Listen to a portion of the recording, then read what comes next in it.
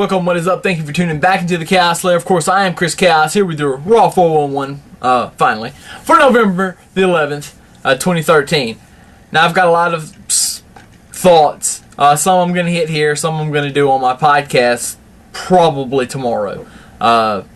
Bear with me. I will link it below whenever I finally do my podcast, so come back to this video and you'll have the link. Or just follow me on Twitter, @TheAnswerChaos. That's probably the easiest way to get it. Now, Raw starts off with everyone bickering about who's in charge. It's kind of a clusterfuck. Ugh. Vicky makes Orton versus the Rhodes Dynasty, and it didn't work. Because a 2-on-1 with two babyfaces and one heel doesn't work right. Why they did that, I don't know. And where they placed it at, that should have ended the first hour instead of starting off the show, because it was just bad. Orton leaves, Big Show stops him, kills him, chokeslams him through the announcer table, which, by the way, was a sick bump. 3MB and Los Matadores, I'm going to hit on that on the podcast. In depth. Trust me, you're going to want to hear this.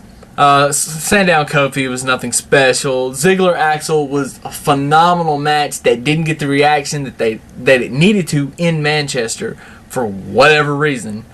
But I have a theory. More on that later. Just fucking fantastic.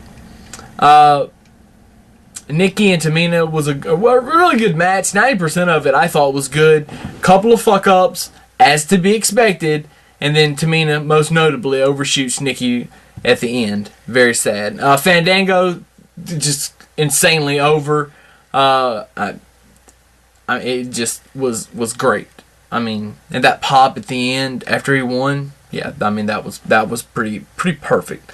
Cena and the Real Americans, look, for whatever it's worth, Zeb can't get over anymore as a heel, and whether you want to believe it or not, this was actually a really great 2-on-1 handicap match, the way it should be. Even though I know we're talking about Super Cena here, but anyway. Truth Ryback, who cares? Alberto and Big E made after Alberto attacked Cena, and Big E made the save after the 2-on-1 thing. It kind of is what it is. Heyman returns. Punk kills Heyman.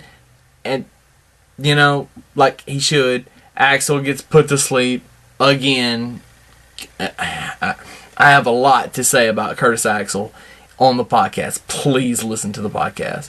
Punk and Bryan have a fantastic 2-on-3 handicap match with the Shield, as they should.